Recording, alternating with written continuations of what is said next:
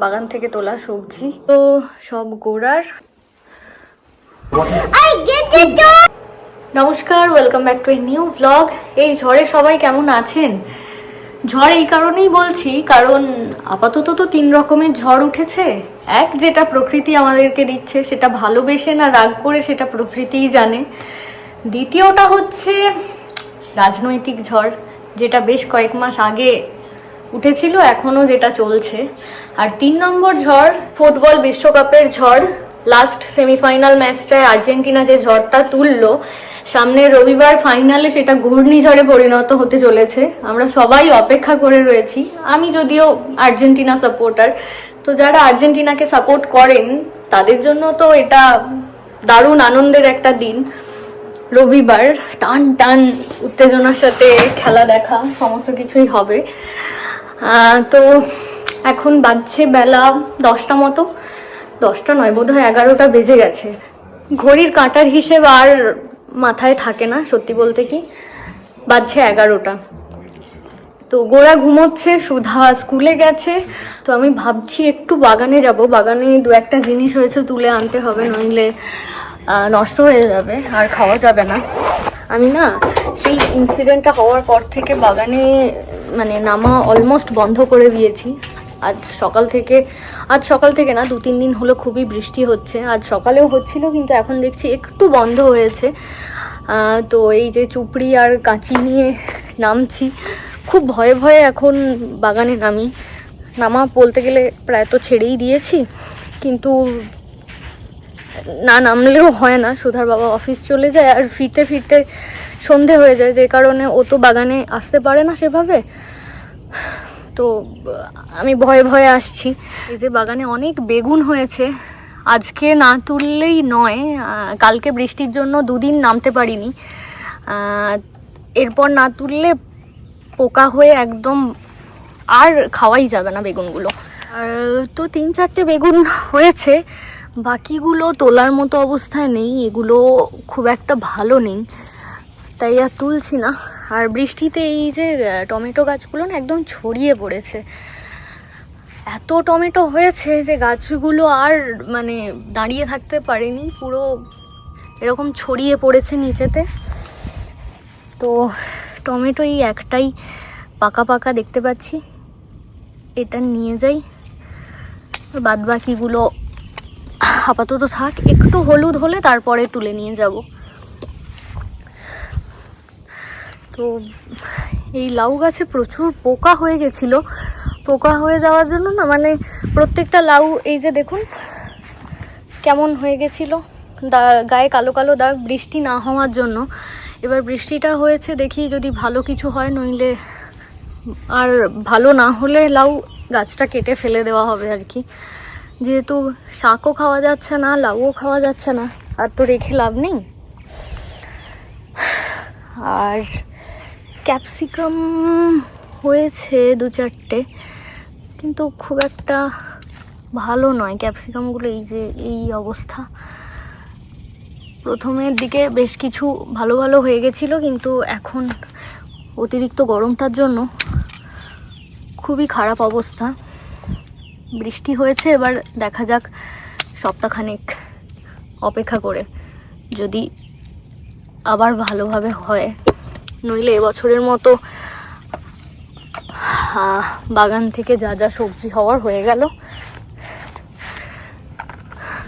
ভেতরে শশা হয়েছে সম্ভবত, কিন্তু আমার ঠিক সাহস হচ্ছে না এখানটা যেতে।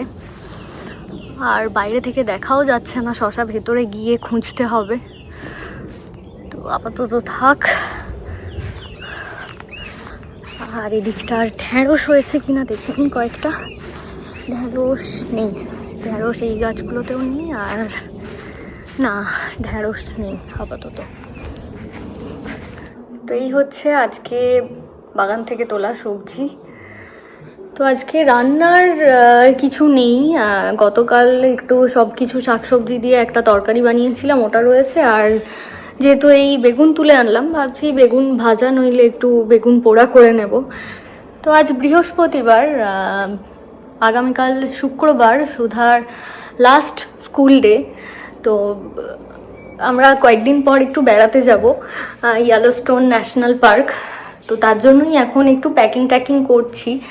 আর সুধার যেহেতু গতকাল লাস্ট স্কুল, তাই আমি আজকের মধ্যে সব কিছু প্যাকিং সেরে রাখতে চাইছি আর কি। কারণ সুধা বাড়িতে থাকলে এই প্যাকিংগুলো নিশ্চিন্তভাবে করা যায় না।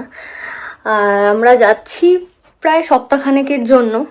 তো সপ্তাহখানেকের জন্য মানে আমাকে ধরে নিতে হবে 10 দিনের জন্য আমায় প্যাকিং করে নিতে হবে। কারণ যেহেতু গোড়া ছোট আছে, কখন জামা কাপড় একটু বেশি প্রয়োজন হয় সেটা তো বলা যায় না, বাচ্চা আনপ্রেডিক্টেবল। যার জন্য আমি 10 দিনের হিসাবের জামা কাপড় সব রেডি করেছি। তো ওই দিকেরগুলো একেবারে সুধার, এইগুলো সব গোড়ার, এই সাইডেরগুলো সব কটা আমার, আর ওই দিকেরগুলো সুধার বাবার। তো মোটামুটি জামা কাপড় সব কিছু নিয়ে নেওয়া হয়েছে। 25 তারিখে যাচ্ছি আর আমরা ফিরছি 1 তারিখ। দেখতে গেলে 8 দিনের ব্যাপার।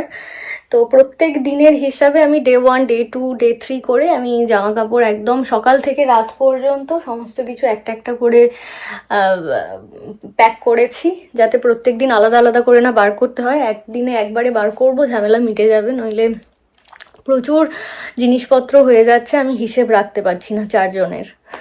প্যাকিংটা, জামা কাপড় সমস্ত কিছু অ্যারেঞ্জ করার দায়িত্ব আমার, প্যাকিংটা সুধার বাবা করবে। তো মেডিসিন এখনো বাকি রয়েছে, জামা কাপড় সব মিটে গেছে, বাকি রয়েছে মেডিসিনগুলো শুধু। তো ওগুলো টুকটাক করে নিতে হবে। আরও 2-1টা বাচ্চাদের খাওয়ার জিনিসপত্র যেগুলো, সেগুলো নিতে হবে, নইলে ওখান থেকে কিনে নিতে পারবো লোকালি। তো আজকে একবার 3টে নাগাদ সুধার স্কুলে যাব, যেহেতু ওর আগামীকাল লাস্ট ডে। তাই আজকে ওর যে ক্লাস টিচার রয়েছেন ওনার সাথে দেখা করতে যাব, আর সুধাকেও পিক আপ করে নিয়ে চলে আসবো একসাথে। তো যার জন্য আমার খুব মন খারাপ হচ্ছে, কারণ ওকে ছেড়ে দিয়ে এত নিশ্চিন্তে বাড়িতে থাকতে পারতাম। ওটা তো ওর একটা আলাদা ছোটোখাটো বাড়ি হয়ে গিয়েছিল, মানে সেকেন্ড হোম বলতে পারি। তো ও এখনও তো ওকে বলিনি আমরা যে কালকে লাস্ট ডে। ও তো স্কুল যেতে, আমি ডে কেয়ার বলি না, কারণ ডে কেয়ারটা একটু শুনতে অদ্ভুত লাগে, আমি তাই স্কুলই বলি। তো আমার খুব মন খারাপ হচ্ছে লাস্ট 1 সপ্তাহ ধরে, যে প্রত্যেক দিন কি খাচ্ছে না খাচ্ছে, প্রত্যেক দিন ফটো দিয়ে আপডেট, কি খেলো, কতটা খেলো, সমস্ত কিছু আমি আপডেট পেয়ে যেতাম প্রত্যেক দিন। কিন্তু এবার যে স্কুলে যাবে ও প্রিকে 3-তে, সেখানে এত কিছু ডিটেল আপডেট দেবে না, কারণ প্রচুর স্টুডেন্ট থাকে, তো সম্ভব না। তো একটু মন খারাপ হচ্ছে। সুধাকে আমরা বলিনি, কারণ ও বুঝবে না এতটা এখন। ও স্কুলে যেতে এত পছন্দ করে যে ও নিজে থেকেই বুঝতে পারবে যে আমি আর যাচ্ছি না। তারপর যেহেতু বেড়াতে যাব, হয়তো কয়েকদিন ভুলে থাকবে, তারপর তো সপ্তাহখানেকের মধ্যে নতুন স্কুল পেয়ে যাবে। কিন্তু আপাতত আমার এই এখন যে স্কুলটায় যাচ্ছে, এত সিকিওর ফিল হতো ওকে পাঠিয়ে দিয়ে, আমার কোনো চিন্তাই ছিল না। মনে হতো যে টিচার উনি রয়েছেন, ওনার সাথে সুধার এত ভালো বন্ডিং হয়ে গেছে যে বাড়িতে এসে সব সময় ও টিচারের নাম করে। সেই কথা ভেবে আমার খুব মন খারাপ হচ্ছে যে আমার পর তো উনিই ছিলেন যিনি সারাদিন টেক কেয়ার করতেন সুধার।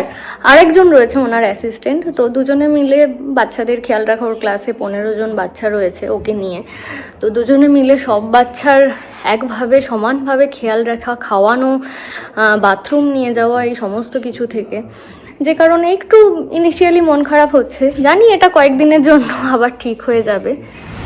আবার বাইরে আকাশ ভেঙে বৃষ্টি নেমেছে, এখন 4টে বাজছে। আমরা ভাবছিলাম যে এবার সুধার স্কুলে বেরোলেই হয়, কিন্তু যেভাবে বৃষ্টি পড়ছে মনে হচ্ছে না বেরোতে পারবো বলে আধ ঘন্টার মধ্যে। তুমি রেডি হয়ে গেছো? কিন্তু এখন তো বৃষ্টি পড়ছে, কি করে যাবে? হ্যাঁ, একটু ঘুমিয়েও নিয়েছো তুমি? হ্যাঁ, চলো দিদি স্কুলে। সুধার 2 টিচারের জন্য 2টো গিফট ব্যাগ নিয়ে যাচ্ছি। একটা থ্যাংক ইউ কার্ড আছে, একটা চকলেট, একটা ফুল, আর তার সাথে একটা গিফট কার্ড আছে। তো বৃষ্টিটা একটু কমেছে, তাই আমরা সবাই এখন বেরিয়ে যাচ্ছি। জানি না ওনাদেরকে পাবো কি না আজ, কারণ ওনারা 5টার মধ্যে বেরিয়ে যান। আর বৃষ্টিটা এমন সময় এলো যে মানে একদম বেরোনোর মুখেই এলো, যার জন্য বাড়িতেই আধ ঘন্টা আটকে গেলাম। তাছাড়া গোড়াও ঘুমিয়ে গিয়েছিল খানিকক্ষণের জন্য, ওর ঘুম থেকে ওঠার জন্য অপেক্ষা করলাম। সব মিলিয়েই আর কি দেরিটা হয়েছে। সুধা স্কুলে গিয়েছিলাম, জাস্ট কিছুক্ষণ হলো ফিরলাম।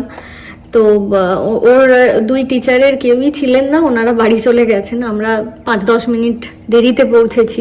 আগামীকাল যেতে হবে, ভাবছি বিকালের দিকে আর যাব না, সকালবেলায় গিয়ে ওনাদের সাথে একবার দেখা করে আসবো, তাহলে অন্তত সবারই দেখা পাওয়া যাবে। যাই হোক, তাহলে চলুন ব্লগটা আজ এখানেই শেষ করছি। যেহেতু দুজনেই বাড়ি চলে এসছে, দুজনেরই বদমাইশি মোডটা অ্যাক্টিভেট হয়ে গেছে। তো দেখা হচ্ছে আবার পরের ব্লগে। আপনারা সবাই খুব খুব ভালো থাকুন, সুস্থ থাকুন। নমস্কার।